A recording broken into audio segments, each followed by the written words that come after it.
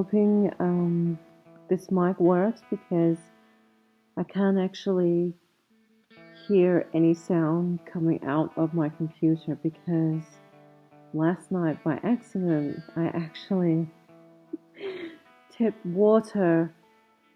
So I've got this thing called a mushy on the keyboard, but I actually tipped water, like just one drop, on the side speaker of my computer, and now I don't have any sound. The only sound I have is coming through the headphones, or if I put in external speakers, and this was this morning. Last night I had no sound, not through headphones, not through speakers, not through anything. So I thought, so last night I'm ready to go to bed, and this happened. So then I got up, I got these little screwdrivers. It's like 11 o'clock at night, and I'm using this little screwdriver tool thing to undo my the back of my computer to see how much damage I had done. So I'm tired. I had the biggest day. I'm using this little screwdriver to try and find out what's going on and how much water is in my computer. Turns out it was like there was a whole swipe of water that had run, I don't know, on something, but I'm just happy I've got some sound. I don't know how long it's going to last for. I'm hoping it comes back completely, but I'm not sure. But anyway, it's a new week. It's Thursday. And you know what, guys? I just wanted to do this video for you.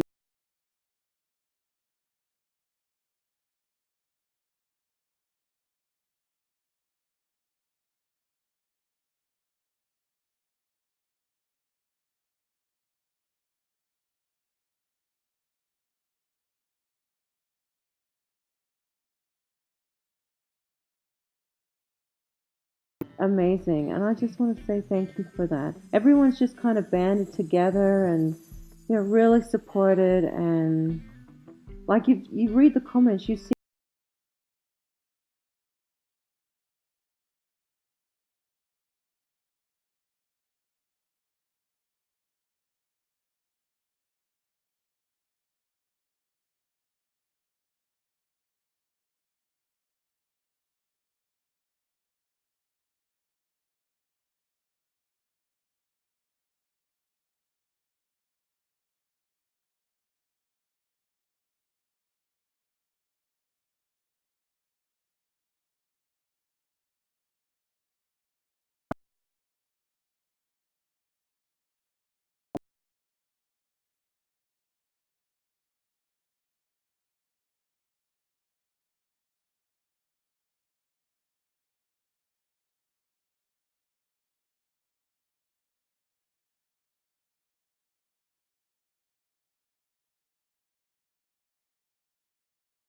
And how this is a new, kind of chapter for where, this journey is taking me next. And, because this week, all of my, well, not all, but a lot of all, like I'm talking about hundreds of rose cuttings that I took, all have calluses on them from my little experiment of trying to germinate them in sawdust.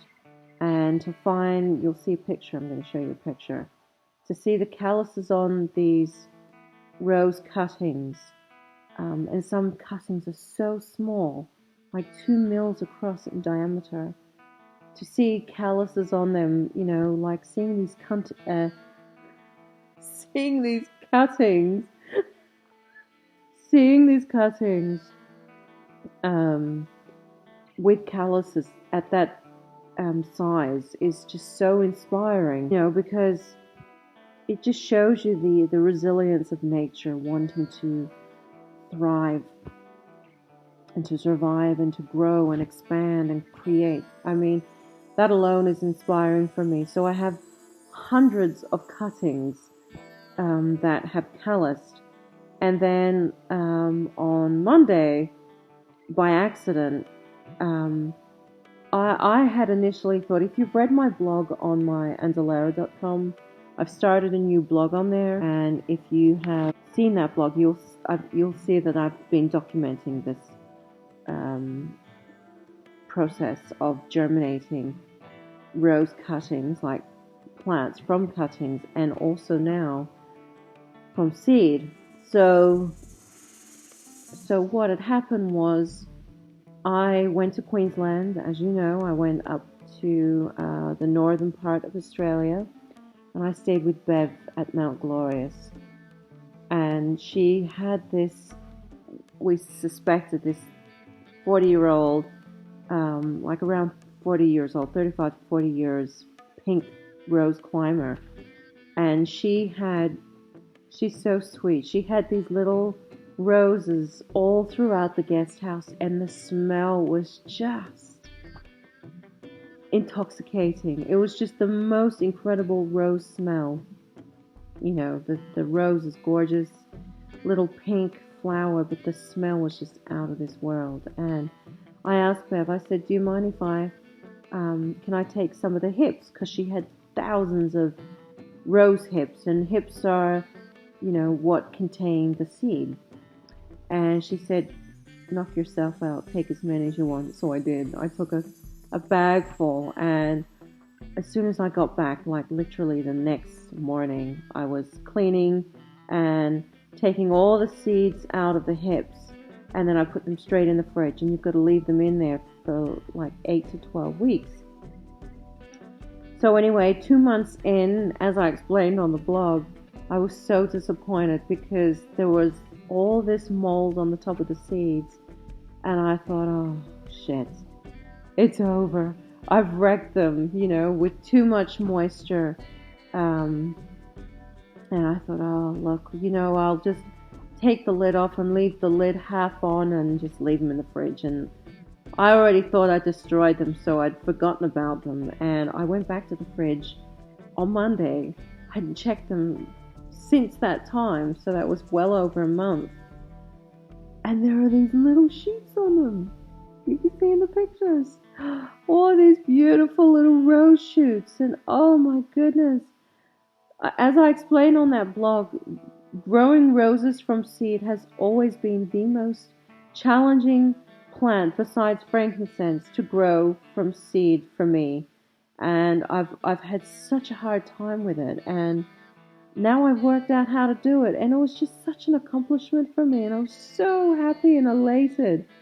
You know, like I'd forgotten about everything else that had happened the week before, and this just, oh my goodness, it made me so happy that I'd finally worked out the secret of how to germinate roses from seed, and it's such a gamble because at least with cuttings, you know, you're getting a replica of the mother plant, but with seeds, you don't, unless you pollinated them yourself, you don't know what you're gonna get. And it's like a lucky dip because you don't know what insect pollinated. You don't know if it was a bee or an ant or a fly, perhaps a butterfly, and you don't know where they got their pollen from.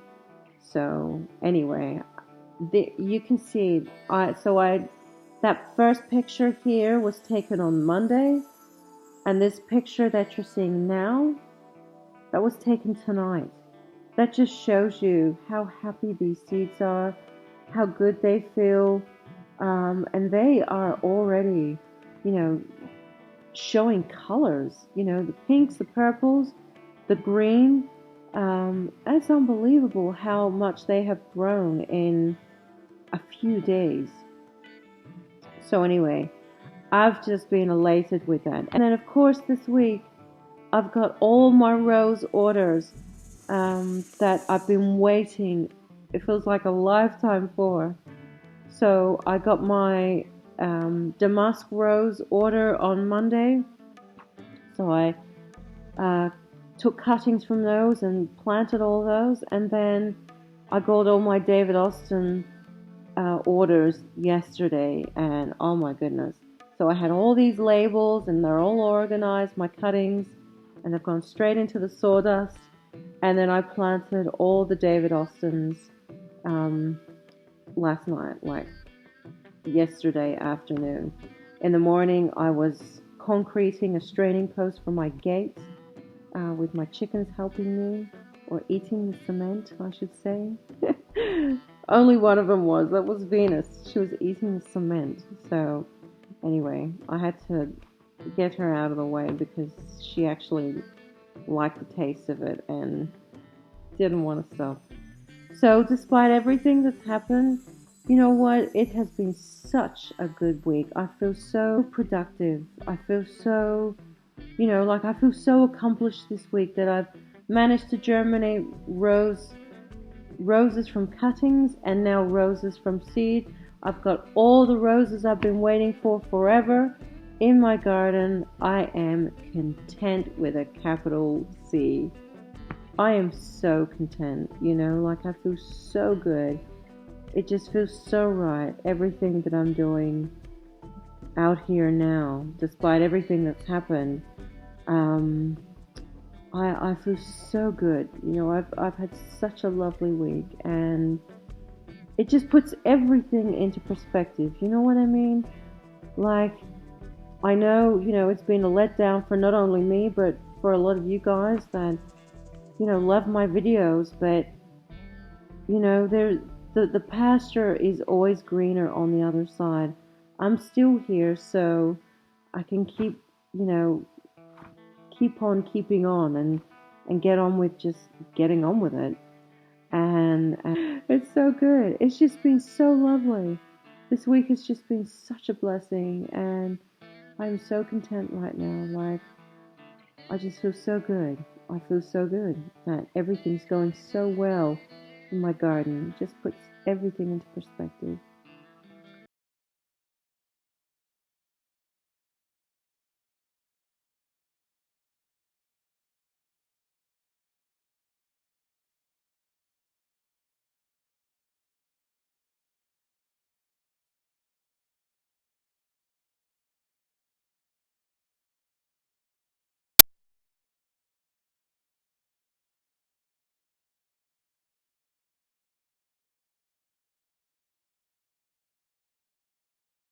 But this is going to be a next week job. I'm going to have to shift my bed over that side again, and this wall is coming off.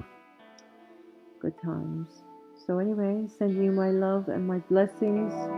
Whatever you are doing around the world, I love you and thank you so much.